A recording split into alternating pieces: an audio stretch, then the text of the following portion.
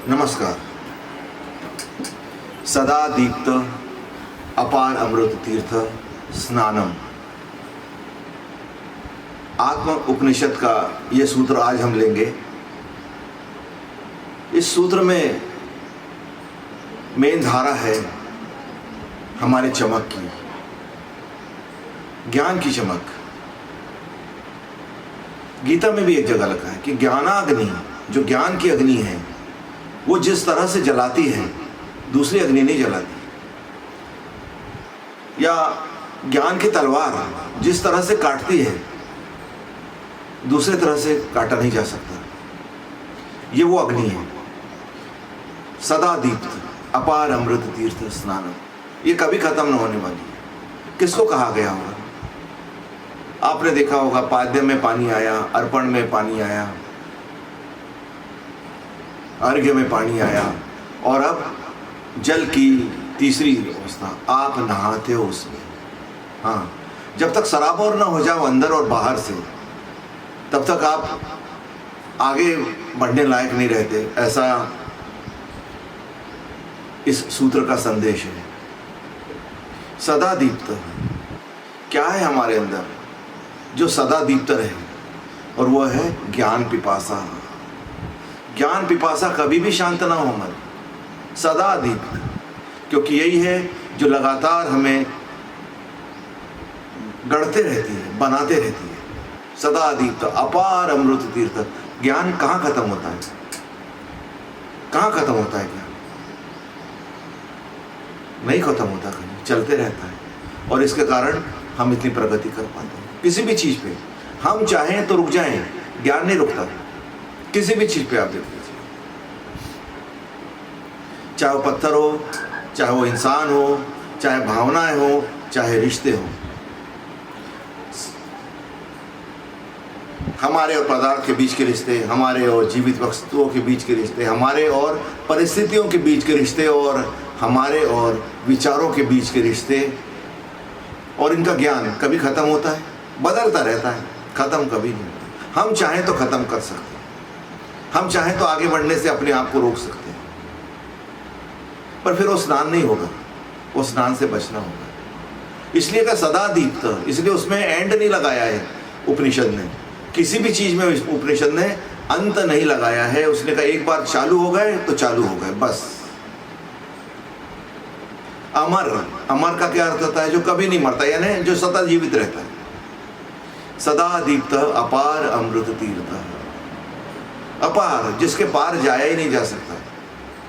सतत स्नान, इसमें सतत ज्ञान में स्नान, सतत ज्ञान को प्राप्त करने की हमारी आकांक्षा, सदा उसमें डूबे रहना।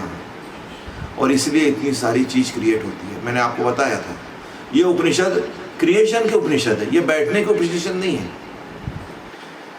तो अर्घ्य, अर्पण, अर्पण के बाद हमने कहा था ये उपनिषद बोलता है उठ खड़े हो, बस हो गया।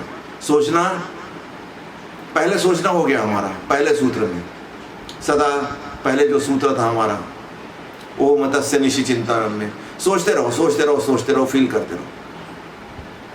दूसरे, हम कर्म के बारे में हमने फील किया कि हम प्रसन्न रहेंगे, आनंदित भाव से हम अपने कर्म करेंगे। हमें प्रसन्नता का मूल स्रोत वहां से मिला। प्रसन्न रहना, हमें कर्म अपने हिसाब से होते रहेंगे, अपने हिसाब से नहीं। हम किसी को रिस्पॉन्सिबल नहीं मानेंगे। जो भी काम में आया वो हम अपने प्रसन्नता से करेंगे। तीसरे में हमने आसन बताया, निश्चल, परिवर्तन ही संसार का नियम है। हम तैयार हैं इस परिवर्तन के, हमारे हिसाब से हो, ये हम नहीं कहते। हम इसको अपने हिसाब से कर लेंगे या हम अपने इसके हिसाब से हो जाएंगे। जीवन जीने के सूत्र है। चौथे में कहा था विचारों की उच्चता। ऐसे विचार जो हम गढ़ते हैं, समाज से जो मिले हमें वो नहीं, जो हमें पुस्तकों से मिले वो नहीं, जो हमने क्रिएट किए हैं। Creation, creation, creation. फिर हम आए अर्पण में। अर्पण हम क्या कर सकते हैं? हम अर्पण कर सकते हैं। हमने आइंस्टीन का उदाहरण लिया, न्यूटन का उदाहरण लिया, और ये देखा कि हमारे जो ऋषि है वो वैज्ञानिक हैं। ऋषि का अर्थ मुनि नहीं, ऋषि यानी वैज्ञानिक, जो सबके मंगल की कामना करता है। इसलिए इन ऋषियों ने अनेक प्रकार के ग्रंथ लिखे हैं।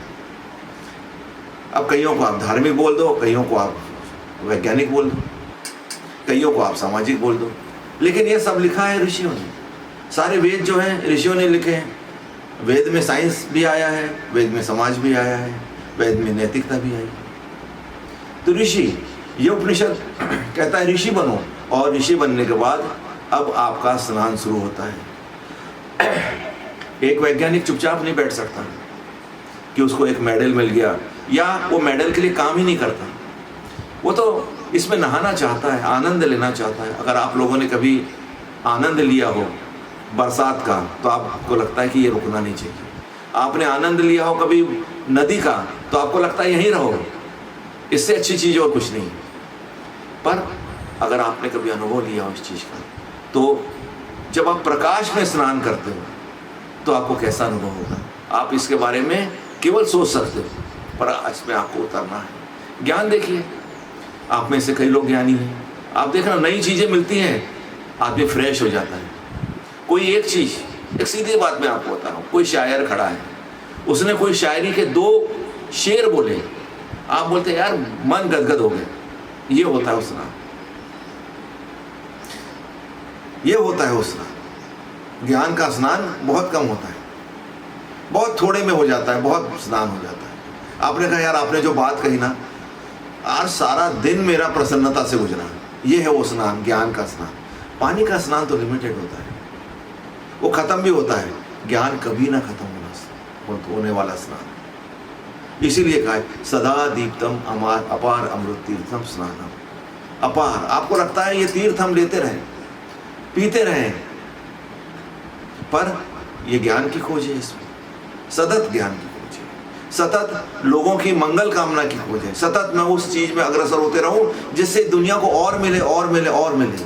अभी हमारी क्या है, अभी हमारी गति है मुझको और मिले, मुझको और मिले, मुझको और मिले।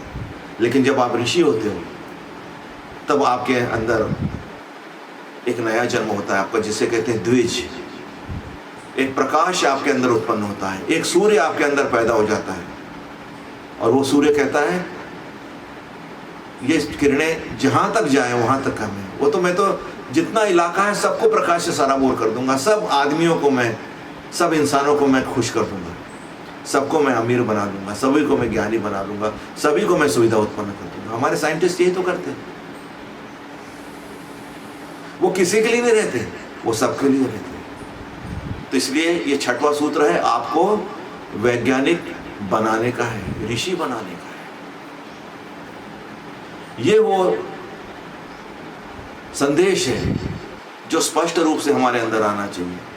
ये नहीं आता, हम चाहते हैं कि सब लोग हमारे लिए काम करें। नहीं, एक ऋषि अपने लिए कोई काम नहीं करता, वो अपनी नीड्स, अपनी जरूरतें इतनी कम रखता है कि खुद के लिए पर्याप्त होता है, तभी तो कर पाता है। लेकिन उसका हृदय विशाल होता है, उसका मस्तिष्क विशाल होता है, उसके मस्तिष्क के आयाम वो बढ़ाते चलता है। हम अपने आयाम कम करते रहते हैं, हम कहीं नौकरी कर लेते हैं, हम कहीं चाकरी कर लेते हैं, हम थोड़ा सा पढ़ के अपनी विद्वत्ता झाड़ने लगते हैं, और इस तरह हमारे आयाम बहुत कम हो जाते हैं। एक ऋषि के आयाम कम नहीं होते, वो कभी रुकता ही नहीं है। वो कहते रुकने लायक कोई जगह ही नहीं बची, क्योंकि मैं आसनस्थ हूँ। किस पर? परिवर्तन ही जीवन का नियम है। उस मेरा आसन कौन सा है? मेरा आसन परिवर्तन का है। मैं कैसे रुक सकता हूँ? अगर मैं रुक भी जाऊँ तो भी परिवर्तन तो होते रहेंगे। नहीं, मैं परिवर्तन के साथ हाथ से हाथ मिलाकर चलना चाहता हूँ। मैं परिवर्तन के साथ ही जीवित रहना चाहता हूँ। मैं परिवर्तित ही होते रहना चाहता हूँ लगातार। मैं नहीं चाहता कोई कंफर्ट लेवल। परिवर्तन ही मेरा जीवन है, परिवर्तन ही मेरा कंफर्ट लेवल है। इसी में मैं नहाऊंगा। ये है सदा दीप्तम अपार अमृत तीर्थम स्नानम। इसलिए इसमें ज़्यादा शब्द किए हैं, क्योंकि अब आपको ये क्रिएट करना चाहता है, आपके अंदर की ताकत क्रिएट करना चाहता है। उसको बाहर निकालो। केवल सोचो मत, केवल महसूस मत करो, क्रिया में लाओ उसे, एक्सप्रेस करो बाहर, अपने आप को एक्सप्लोर करो, ढूंढो अपने आप को और संसार के सामने पेश करो निर्भीकता पूर्वक। और ऐसा स्नान होता है उपनिषदों का स्नान, छठवां सूत्र, सदा दीप्त अपार अमृत तीर्थ स्नानम। आज इतना ही, नमस्कार।